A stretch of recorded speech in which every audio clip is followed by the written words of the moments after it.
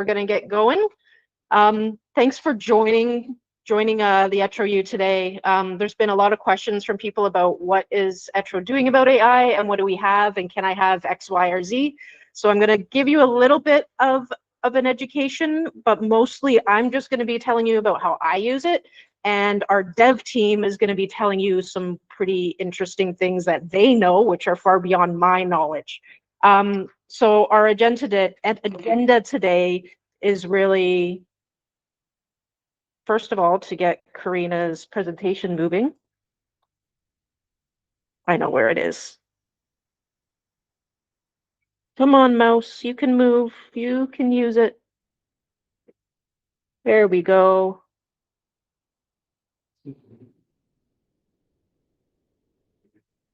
Okay, so the first thing we're going to talk about, and Gurmuk's going to help us understand, is what is an LLM, large language model. This is what all AI uses today. Then we're going to talk about what tools we do have, what makes a good prompt, go over a couple of use cases of using Gemini within our Google Workspace today, and then talk about what some of the best practices I've seen out there about being responsible for AI usage are. And then finally finish with what ETRO's doing to develop our ETRO AI policy. So let's get it started with Gurmuk on what is a large language model. Right, thanks, Karina. So the LLM is basically a computer program that learns patterns in a language. So it learns which words, phrases, and ideas tend to appear together. So in the image that you see over there, so if the input is the chef added fresh, so relevant ideas and words are what's going to be what LLM is looking towards. So over there you are seeing a distribution of probability. So the LLM tries to rank all the word that it knows that would be most probable after the chef added fresh. That should be the most probable word. So herbs in this case. So LLM is a iterative model. So it's going to then put herbs back into the input and repeat that process. So every time step, it's going to predict the next word using all the words that it knows. So the output is really a learned language pattern and not true understanding of the world. So it's trained on massive text data, and it has about 100,000 tokens or words in its vocabulary across all languages and coding languages as well. So that's how the LLM works under the hood. And now we're going to see what ETRO already have in terms of tools. Thank you, Gurmuk. Hopefully that helps everybody understand a little bit about LLMs. So there's a number of tools that ETRO has. The first two were developed by Gurmuk. And if you haven't watched his ETRO U on the ETRO AI assistants, I encourage you to go into Whale and watch it. So there's an email writing assistant and a phishing analysis and reporting assistant. These are both plugins to Gmail. So you can see them circled in red on the left side of what they look like. So the AI one is the one that covers email writing, and the one with the little hook over the envelope, that's your phishing assistant. So the phishing assistant helps you to identify if something is likely to be a phishing email or not, and then reports it back to our IT team. So those are the first two things we did. Gurmuk launched them quite a while ago, and we do hope that you're using at least the phishing analysis one because it is a huge help. In Whale, which is where the ETRO U lives, there's an AI assistant called Alice. You can ask her natural language questions and she will search the entire ETRO way, give you the answer as well as the link to where the answer came from. So it makes using the ETRO way a lot easier. In our estimating team, in on-screen takeoff, we've added an AI application called Boost, which does help them with doing quantity takeoffs. So that one's a new one that we started this year in January. And then because we are on Google Workspace, Gemini is available to us within our Google Workspace tools. So in Docs, Sheets, Slides, and Drive, we're going to talk about that a lot today. To find Gemini, you find that little, I guess it's supposed to be a gem icon, and that means you're opening up Gemini.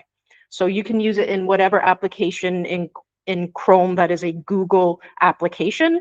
These are just the 4 that I'm in most of the time, so they're the 4 that I think of first, but there's others that it's in. And then there's an additional Google tool called Notebook LM.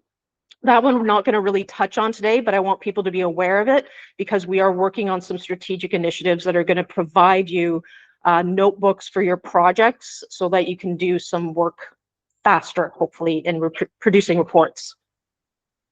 So a key thing to understand about AI is currently you have to prompt it. So what do we mean by prompting it? We basically mean writing out your question into AI. So there are 4 specific things that you have to have in every prompt to get good results. The first one is a persona. So who the person you want the AI to act as. So for instance, sometimes when I'm doing something, I'll say, acting as a data analyst. So pretend you're Gurmukh, do this task. So that it tells AI what knowledge is required for this task. The second thing is quite simply what you want it to do, but be as specific as possible. Format, this you do have to tell it what the output should look like. Otherwise, you're probably going to get a big block of text and a couple of paragraphs, and it's going to be hard to understand. And then finally, context. Is there specific information in the document you're working in or specific information outside? You can then link other documents from your Google Drive into Gemini for that context. But you basically, in some manner, need to hit on all of these 4 points. It's less important to do it in this order than to make sure that you have the right amount of information. And it's good to provide examples or references. So you may need to, put in a previous meeting minute file for it to generate one that looks the same. Giving that reference makes it a lot easier. Try to stick to one topic per chat. So think of it as having a conversation. When I'm talking to Sean and I jump from AI to mechanical systems, he easily follows me in one conversation because he's a human. AI can't do that. So stick with one topic. And then you do need to evaluate the quality of the output as it may have errors. And you might need to do things like please ask me any follow-up questions before continuing work because you're not sure why you're getting a poor result. And then it will start actually telling you, well, I don't have this information in your prompt. So please give it to me and then I can improve my result. Example use in docs. So I'm going to show you 3 examples of my usage of Gemini within our Google tools. These are all, again, saved in Whale, and you guys can watch them after. And I will now painfully listen to myself talk for about 2 minutes. A handy feature of using Gemini and Google Docs is to help you do internal meeting notes. I have this regular bi-weekly meeting about data, software, and AI strategy where we always discuss things in the same order. 1, AI initiatives, 2, data strategy, 3, digital tools. So I have a digital planner. I've set it up using the insert building block meeting notes, and it puts all the meeting information empty in this document for me. So now I want my notes.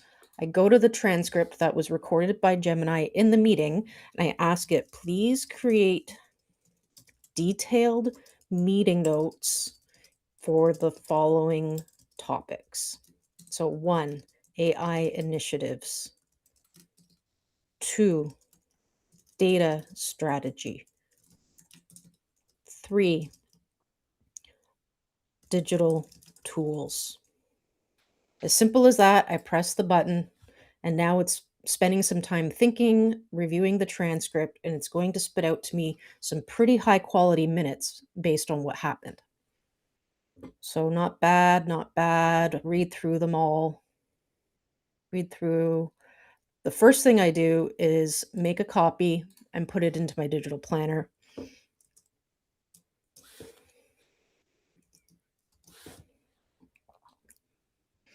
So we see here, it's got it all formatted, a little bit wonky, but that's when I apply my regular formatting so that everybody can read it clearly. Have every heading bolded. At this point, you're just making it look good so that it's easy to send out. I then hit this email meeting notes and everything's done. So that is one example in that specific case, because I would be taking notes anyways, and I know exactly what happened in the meeting. I am reading them and making sure they're accurate before it goes out. But I've used that fairly frequently for the last 6 months so that I get my meeting notes out a lot faster. An example use in Sheets. So the example I'm showing you guys is pretty unique to me, but I think it demonstrates how you might be able to get information faster from a large data set. Gemini can help you in Google Sheets do various things, from creating custom formulas to helping you do data analysis. In this example, I'm going to look at all of the ETRO U attendees we have going back to when the program started, but we're specifically going to look at 2026. So acting as a data analyst, review all names where the value in column B contains 2026, and give me the name of the person or persons who has attended the most ETRO U sessions. So now it's going to go through the data. It takes a little while, but it will explain its steps to you. And it says, who is the most frequent name that is showing up? So look at that. We have 3 people, Lucy, Julia, and Mackie, who have attended all 5 sessions of ETRO U so far this year. I didn't have to do any custom calculations. It came up with it for me. So back to the presentation, to just finish up where we were on the Sheets example. We had 6 sessions, an average of 50 people. If I wanted to figure out the top 3 attendees manually, it would take me a heck of a lot longer than 2 minutes to do it like I did in Gemini. So that one's definitely a big win for me. An example use in Drive. And so this example I picked very specifically because I was already familiar with the document that I'm doing this with. And I do want to encourage you, always be familiar, and I mean read everything before you ask AI to do something with it, because it will do something wrong. It will summarize something that isn't in the document. So if you haven't read it, you won't realize it.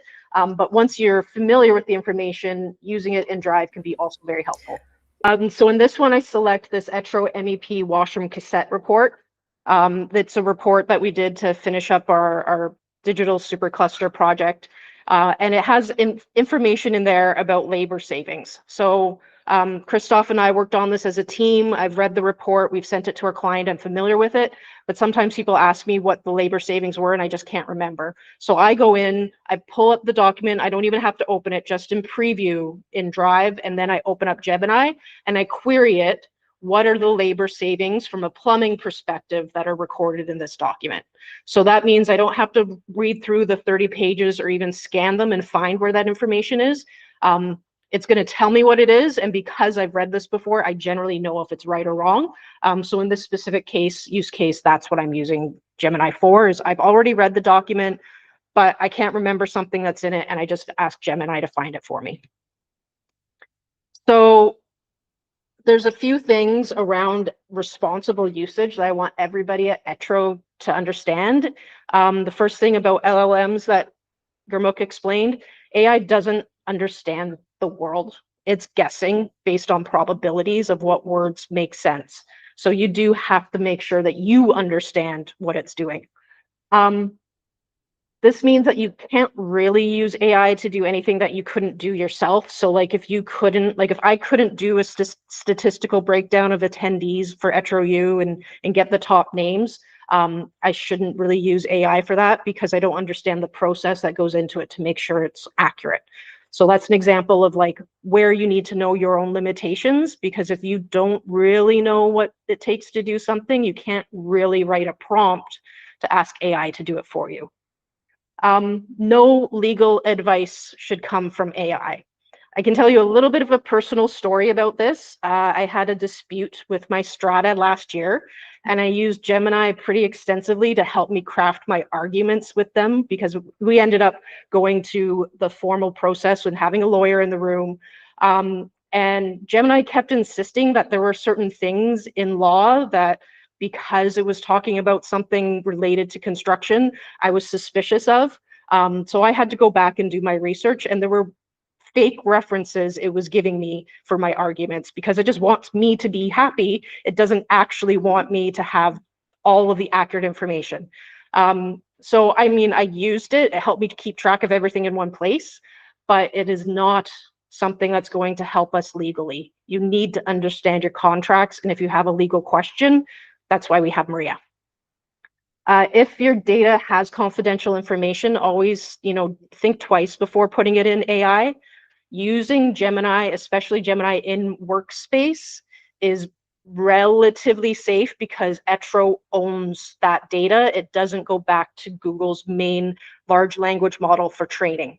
However, if you are using an account with a different service, or you are using an account that is free, anything free is absolutely going back to their main large language model and can be theoretically prompted out of it. So for example, via a series of prompts, 90% of the novels of Harry Potter have been recreated.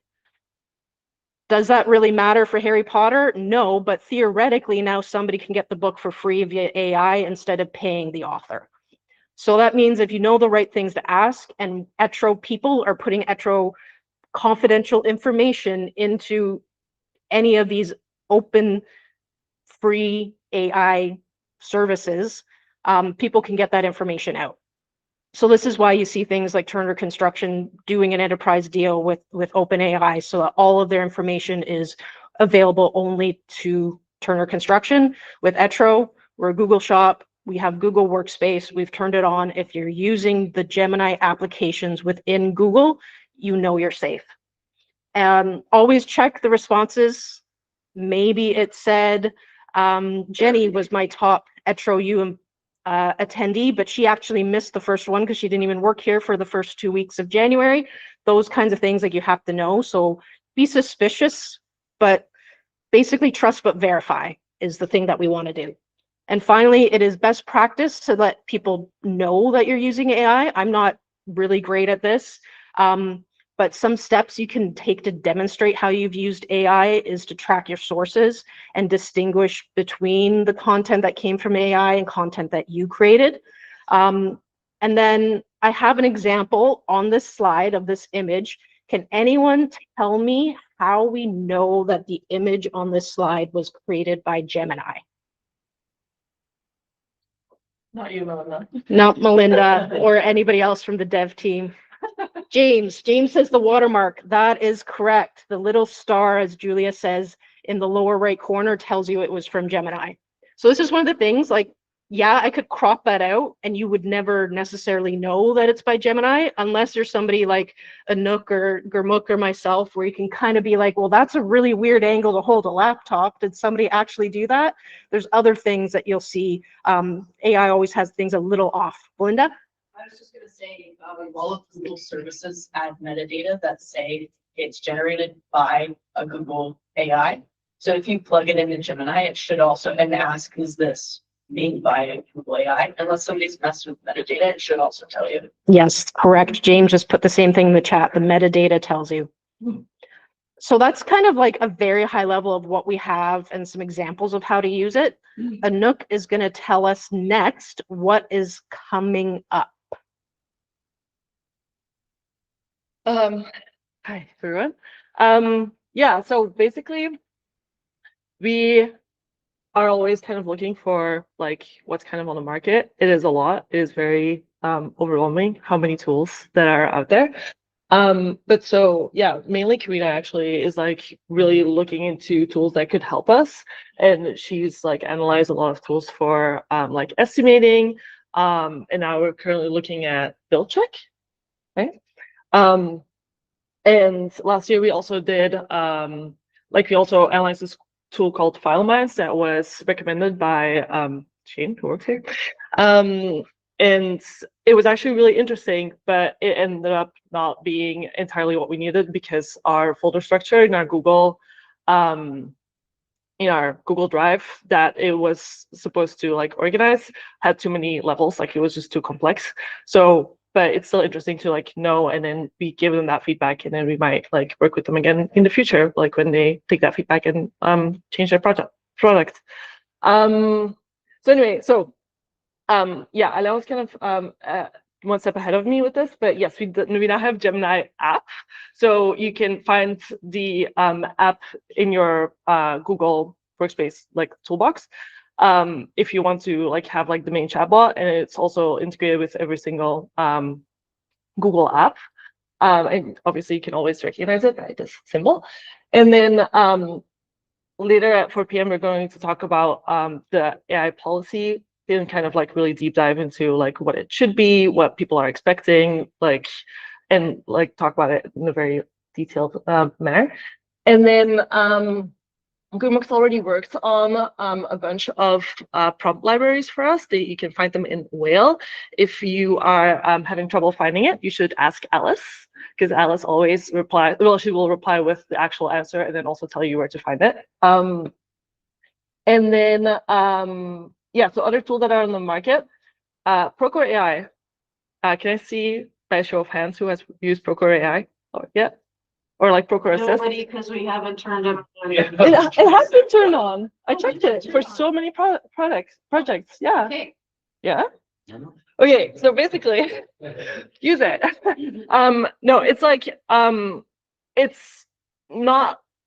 It's a little bit. Okay, forget what I said. It looks at all your text files, so it reads from plain text. So you can ask it questions like, if you're looking for something mainly, where can I find this submittal? So describe the submittal, and then it'll tell you what it is. It'll give you sources. It will give you a lot of information, but only if it's in plain text. So this does not count for markups in drawings. So if you are looking for information that you know is in a drawings markup, it cannot read that. So it's a little bit limited in that way, but still very useful if you have like a ton of documents in your project and you can't find one. You can use it for that. And then Cloud Cowork is a very cool tool. It's kind of, so it's like an agent. So instead of a chatbot, it actually does things for you, and it works locally, meaning you can ask it to do things on your computer and it will do it, and you can kind of like follow it around as it does it. So it's not really a work-related example, but I feel like everyone can relate with, like, for example, if I went to ChatGPT and I would say, I'm from Belgium, so I would say, what's the cheapest flight I can find to go to Belgium from Vancouver? And it would tell me something crazy like, oh, you can find flights for $300. It's not true. And it does that by looking at, it just does like research, but it doesn't actually go to Skyscanner or Google Flights to find the actual information about this.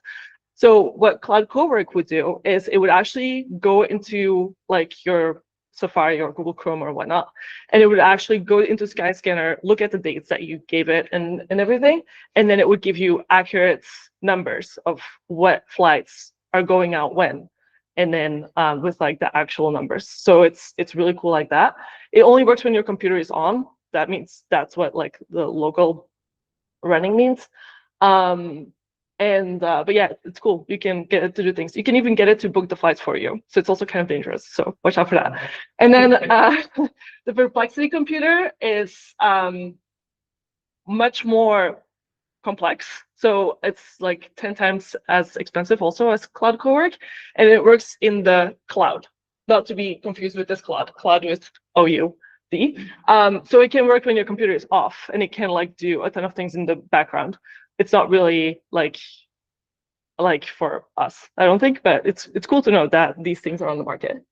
And then Gemini is also making something similar to Cloud Cowork, and they're like currently testing it, but it's only integrated with the Google Workspace apps. So it can actually do things like on your computer. It can do things in your browser, but it can do things for you like in your Gmail or in your documents or in your sheet, in your sheets.